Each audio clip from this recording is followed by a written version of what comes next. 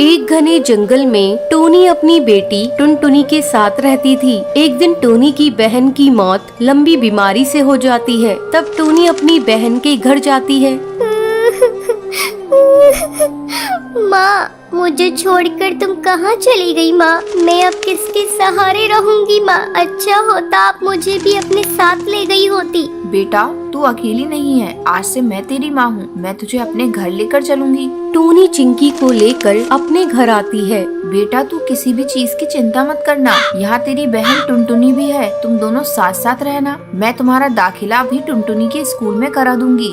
हाँ चिंकी, तुम चिंता मत करना। मैं टुनटुनी तुम्हारी बहन हूँ। आज से मैं भी तुम्हारा ध्यान रखूंगी। जल्द ही चिंकी पूरे घर में घुल मिल जाती है। टोनी टुनटुनी से ज्यादा चिंकी पर ध्यान देने लगती है। एक दिन टोनी किचन में खाना बना रही थी। माँ, खाने में क्या बनाया है? मुझे बहुत जोरों से भूख लगी है। रुक जा चिंकी, मैं अभी तुझे खाना निकाल कर दे रही हूँ। चिंकी किचन में पड़े चाकू को उठाकर उससे खेलने लगती है। तभी उसका पर कट जाता है।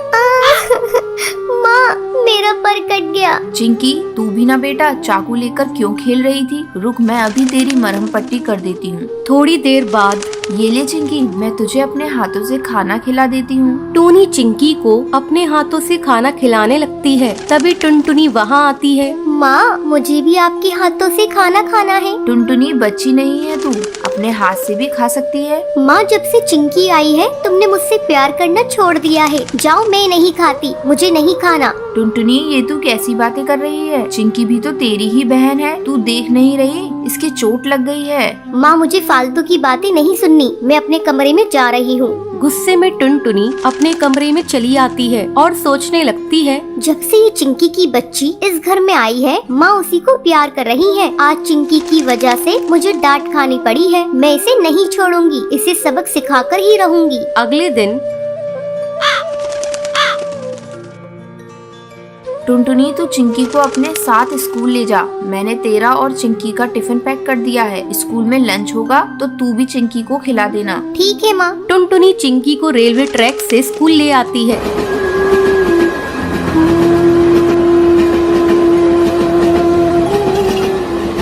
दीदी, तुम मुझे कहाँ से स्कूल ले जा रही हो? मुझे डर लग रहा है। चिंकी तो बेकार में डर रही है। मैं तो रोज इसी रास्ते से स्कूल जाती हूँ। तू मेरे पीछे पीछे आ। अचानक टुनटुनी का पैर पटरी में फंस जाता है। दीदी, क्या हुआ? चिंकी, मेरा पैर पटरी में फंस गया है और निकल नहीं रहा है। तभी ट्रेन की आवाज आती है। दीदी, लग रहा है ट्रेन आ रही है, जल्दी करो। चिंकी, मेरा पैर नहीं निकल रहा है। ऐसा लगता है जैसे मैं अब नहीं बचूंगी। मैं तुमसे बदला लेना चाहती थी, लेकिन देखो ना, मैं ही इसमें फंस गई। किसी तरह चिंकी टुनटुनी का पैर पटरी से निकालती है। चिंकी, मेरी बहन, अगर आज तू नहीं होती तो मैं इस दुनिया में नहीं रहती। उस दिन के बाद से टुनटुनी को एहसास हो जाता है और वो अपनी बहन चिंकी चिड़िया के साथ खुशी खुशी रहने लगती है।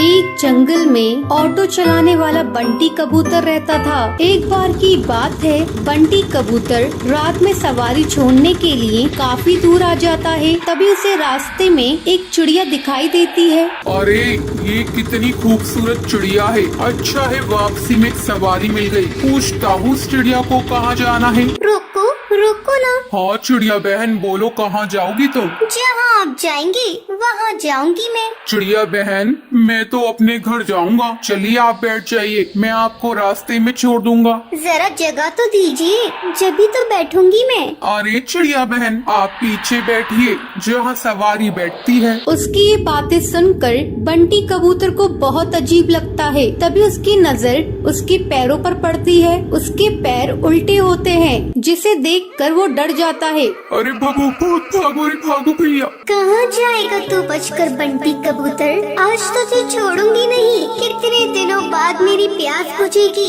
इस रास्ते पर कोई आता भी नहीं था, अब तू आया है मेरा शिकार।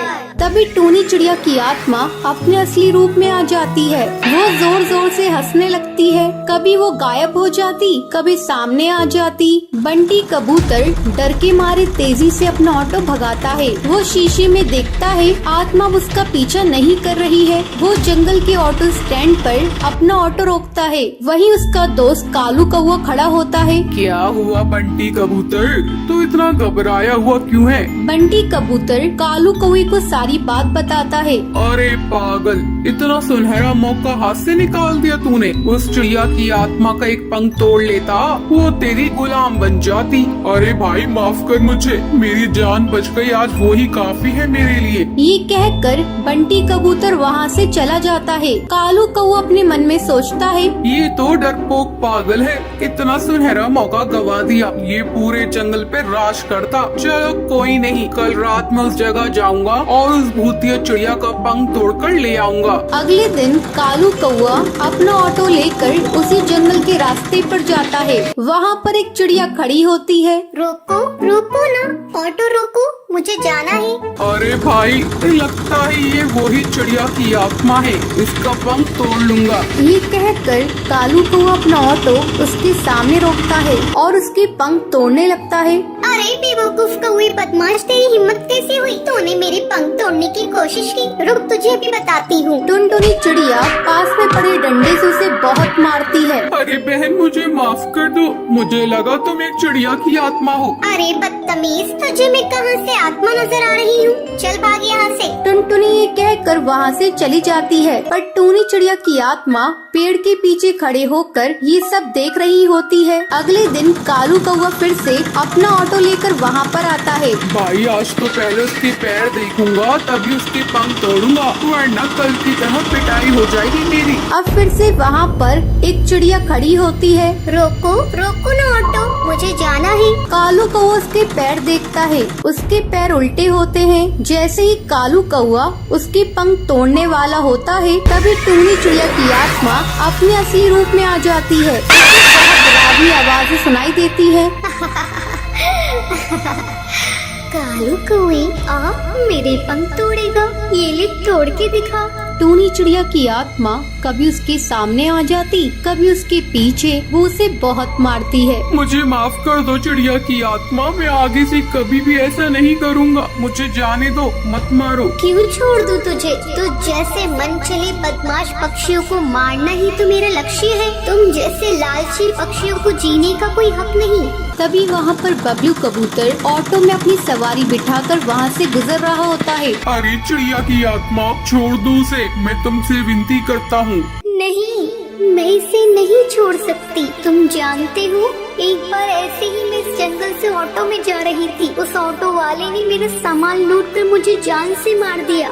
जब से जो भी मुझे लालची पक्षी दिखाई देता है, मैं उसे जान से मार देती हूँ। तभी सुंदरी कौवी बोलती है, अरे टूनी चिड़िया, तुम सही कह रही हो, तुम्हारे साथ गलत हुआ है, लेकिन तुम भी सही नहीं कर रही हो। ना जाने कितने पक्षियों को तुम मार रही हो। वो सब उसे बहुत समझाते हैं। वो कालू कौवे को छोड़ देती है। मुझे माफ कर दो, तुम सब सही कह रही हो। मैंने अपने इंतकाम पूरा करने के लिए ना जाने कितने पक्षियों के परिवार को तोड़ा है, पर अब नहीं। इस दुनिया में तुम जैसे नेक दिल पक्षी भी होते हैं। ये कहकर वो वहाँ से चली जाती है। टुनटुनी का पति बंटी एक कुली था। वो नदी पार से आने वाले पक्षियों के सामान को इधर से उधर करता था। एक दिन जब बंटी काम पर जा रहा था, तब टुनटुनी उससे कहती है, अजी, अपनी सेहत का भी ध्यान रखा करो। सभी किसी न किसी दिन छुट्टी लेते हैं, लेकिन तुम तो रविवार को भी काम करते हो। अरे पगली, अगर काम नहीं करूँगा तो घर कैसे चलेगा? तू तो माँ बनने वाली है, बच्चों का खर्चा बढ़ेगा। अगर काम नहीं करूँगा तो अपने बच्चों को अच्छी जिंदगी कैसे दूंगा? आपसे तो बात करना ही बेकार है। ये लीजिए पोटली, इसमें मैंने रोटी और चावल रख दिए हैं, समय से खा लीजिएगा। नहीं टुनटुनी, आज मेरी तबीयत कुछ सही नहीं लग रही है, कुछ भी खाने का मन नहीं कर रहा है। काम से आऊँगा तो खा लूँगा। बंटी बिना खाना लिए काम पर चला जाता है। टुनटुनी को क्या पता था कि बंटी से उसकी ये मुलाकात आखिरी थी। उधर बंटी बेहोश होकर बहती नदी में गिर जाता है और वहीं डूबकर मर जाता है। टुनटुनी भागी भागी अस्पताल जाती है।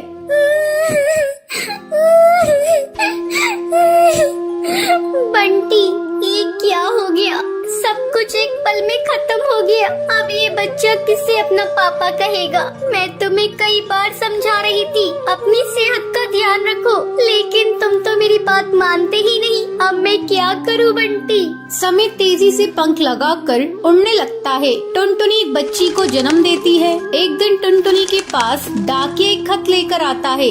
अरे ये खत तो कड़कनाथ सेठ की कंपनी की तरफ से आया है और मुझे बंटी की जगह कुली की नौकरी दी गई है। मुझे अपनी बच्ची के लिए नौकरी करनी ही होगी, तभी मैं उसे एक अच्छे स्कूल में पढ़ा पाऊंगी और उसे बेहतर भविष्य दे सकूंगी। अगले दिन से ही टुनटुनी कुली बनकर पक्षियों का बोझ उठाती थी। जब भी नदी के उस पार से कोई पक्षी आता था, टुनटुनी तेजी से उन पक्षियों के पास पहुंच जाती थी। बहन जी, क्या मैं आपका बोझ उठा लूं? अरे तुम तो एक चिड़िया हो, क्या तुम इतने बोझ को उठा सकती हो? हाँ हाँ बहन जी, मैं सारे बोझ को उठा लूंगी। बहन जी, मैंने अपनी जिंदगी में इतना बोझ उठा लिए है, ये बोझ तो उसके आगे कुछ नहीं है। क्यों, क्या हुआ? और तुम ये तुम्हारी बेटी को साथ में लेकर क्यों घूम रही हो? तुम्हारे पति कहाँ हैं? वो नहीं कमाते हैं क्या? क्या करिएगा बहन जी, मेरी दुख भरी कहानी सुनकर रोज इस नदी किनारे पे कई पक्षी आते हैं और मेरी दुख भरी कहानी सुनते हैं, लेकिन कोई मेरी मदद नहीं करता।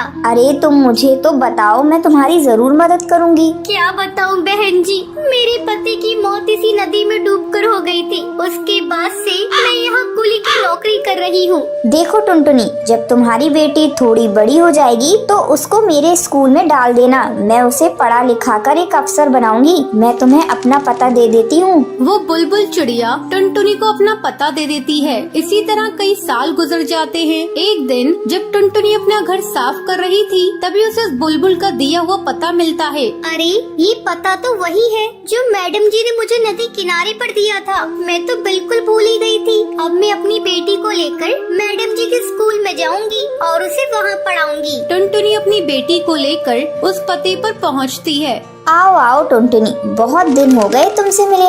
मैडम जी, ये देखिए, मैं अपनी बेटी को अपने साथ लेकर आई हूँ। मैं चाहती हुई पढ़ लिख कर एक अफसर बन जाए, इससे मेरी तरह जीवन में संघर्ष न करना पड़े। हाँ हाँ टुनटुनी, तुम निश्चिंत रहो, मैं तुम्हारी बेटी को अच्छी तालीम दूंगी। तुम्हें एक दिन इस पर गर्व होगा। टुनटुनी अपनी बेटी का एडमिशन उस मैडम जी के स्कूल में कराकर निश्चिंत हो जाती है। उसे इस बात की खुशी थी, उसकी बेटी को उसकी तरह जीवन में संघर्ष नहीं करना पड़ेगा। तो ये थी आज की कहानी। क्या आपको पता है कालू कौवा बंटी कबूतर से चिड़िया की आत्मा का क्या तोड़ने के लिए कहता है? अगर आपको पता है तो आप हमें कमेंट करके जरूर बताएं। अगर आपको ये वीडियो पसंद आई हो तो इसे लाइक और ऐसी कहानियाँ देखने के लिए मेरे चैनल को सब्सक्राइब करना न